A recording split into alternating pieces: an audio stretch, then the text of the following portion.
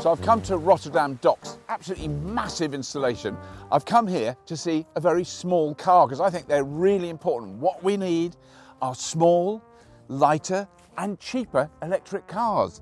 And that's one of them. It's the Nissan Micra. Isn't it lovely? So the original Nissan Micra was launched in 1983. There's been many, many generations of it. Really popular car, small, compact, small engine, light, cheap to run, all those things, really good ideas. And so finally, Nissan have electrified the new model of the Nissan Micra. There's no petrol version, there's just this electric version. Some similarities, there's no point denying it, with the fabulously popular Renault 5. In fact, everything beneath there is basically exactly the same in both cars. Then everything on top is slightly different. A couple of quirky differences I'll talk about in a minute. But I'm really liking this car. It's so tight and neat and easy to drive, really good. So that there is the brand new Nissan Micra. And this is Everything Electric Cars. Our 3 free YouTube channels on EVs and clean tech are funded by our fun-packed test drive-tastic events in Farnborough, London, the Southwest, the North, Melbourne and Sydney, and next up, Everything Electric Farnborough. And new for UK viewers, you can now buy a battery EV and much more at everythingelectric.store. Now, back to the episode. So this is going to be a really interesting car. It is Nissan's re-entry into the super mini segment, because we all know about what they've done. They did the Nissan Leaf, which was this revolutionary, groundbreaking car, really one of the first electric cars to come out, that was mass produced, that was designed as an electric car, it wasn't a conversion, all those things. So they really were ahead of the pack at the time. And they've kind of let that slip a little bit. They've done, newer iterations of the Leaf, and there is now the new Leaf, which is a really exciting car. But they've I think there's been so many other companies that have emerged and started making electric cars. It's difficult not to worry that they've kind of slipped back a bit. Well, they really are making a big push this year. So they're bringing out an electric Qashqai, an electric Duke, and a new electric Leaf, all in the next few months. And they're really going hell for leather. And as some of you may not know, but the way that Nissan and Renault work, they work very, very closely with each other. So the underpinnings of this car are exactly the same as the Renault 5.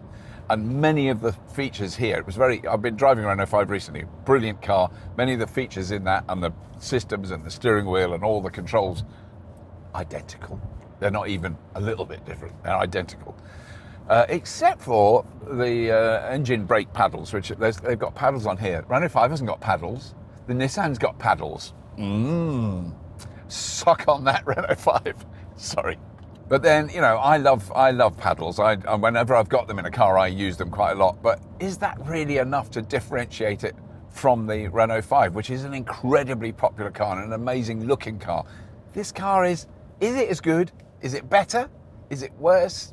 It's not worse. Is it better or the same? That's how I think those are the differentiations. At the moment, the driving experience is identical, but the paddles are nice. I like paddles. So I'll list off some quick stats. The car comes in 2 battery sizes. This one is 52 kilowatt hour. It gives a realistic range of around 250, maybe 260 miles on one charge very easily. The slightly cheaper model has a 40 kilowatt hour battery, which is going to give you around, I think, 180 to 200 miles range. It does 0 to 60 in about 9 seconds, if you're interested in that sort of thing. So it's got a 110 kilowatt hour motor, and it's got 245 Newton meters of torque. And I mean, it's lively. Oh, it's just told me there's a lateral object detected, which was a car.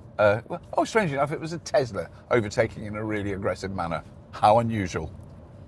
That's terrible. Yeah, one of the advantages of when you're in the Netherlands driving a car with British plates on is they kind of know you're a bit wobbly and you're not going to be quite sure which route, because some of the road junctions are confusing. But in this car, I thought, oh my God, it's got Dutch plates. They're going to think I'm just a terrible Dutch person. But in fact, it's got French plates. So the Dutch will always think that the French are the worst drivers in the universe, so they don't mind. I was just weaving across the highway just now because I wasn't sure which turning it was.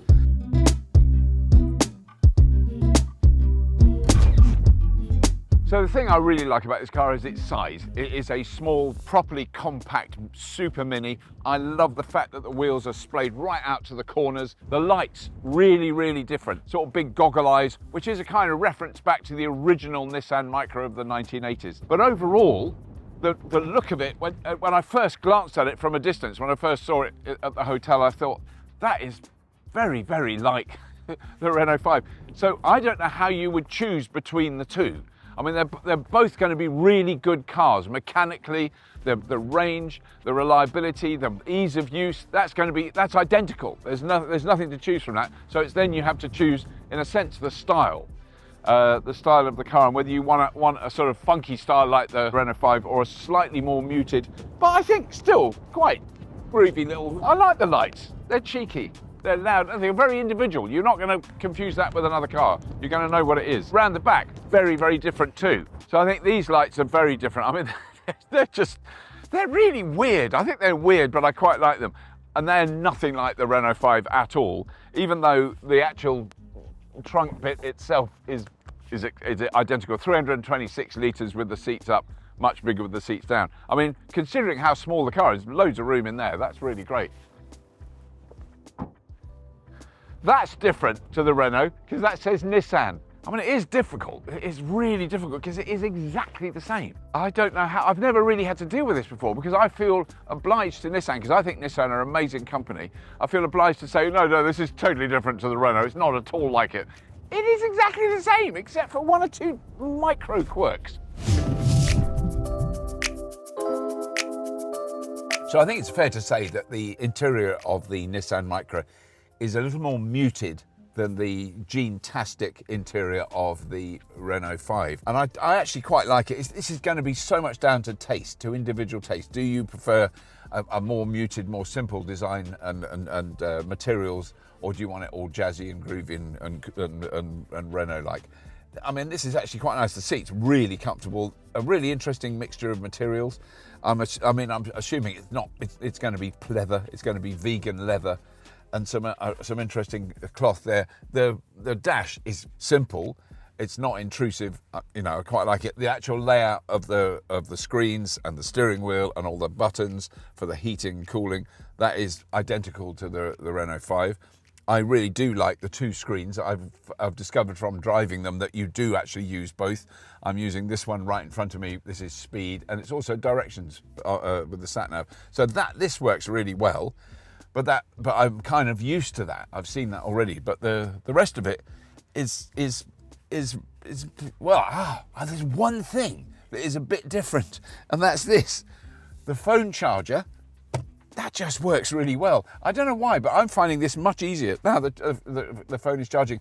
I've been wiggling it about on the Renault 5 one. It probably is me, but I think the phone charger in the Nissan Micra is better than the phone charger in the Renault 5.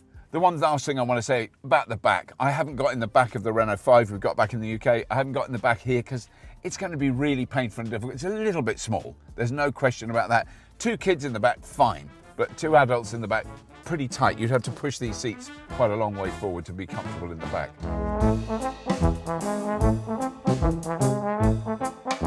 So it's got really easy to set up. Apple CarPlay and Android Auto wireless works really well. Used it in the Renault 5. Used it in here.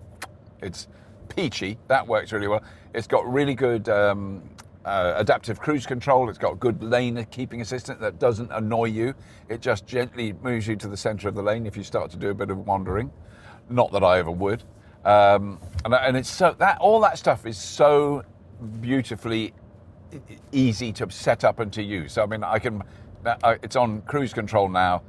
It's just one touch of a button and it will stay at this speed. If you got one of these cars, you would learn how to use all of those pieces of equipment really early on, which I think is a big plus, because I've been in cars where it has all that stuff and it's really complicated and you've got to really spend half an hour looking up things to see how it all bloody works. I don't say bloody. Other things that are really important, I think, and differentiate these cars from earlier electric models, it's got a heat pump, so much more efficient heating and cooling system. That makes a big difference. You turn on the heating in this car, you don't see a sudden reduction in range. like you do with the original Nissan Leaf from 2011, boy, does it make a big difference. So those things have really improved in that 15-year period. It's got vehicle to load, which now many electric vehicles have. That means you can run small electrical items from the battery. There's sockets in the car that you can plug in, just like you'd plug in a kettle in your kitchen, you can plug one in the car. But it also is capable of vehicle to grid, a higher energy delivery to grid, or vehicle to home. And I think they have announced that it's capable of that, but they haven't announced the details yet.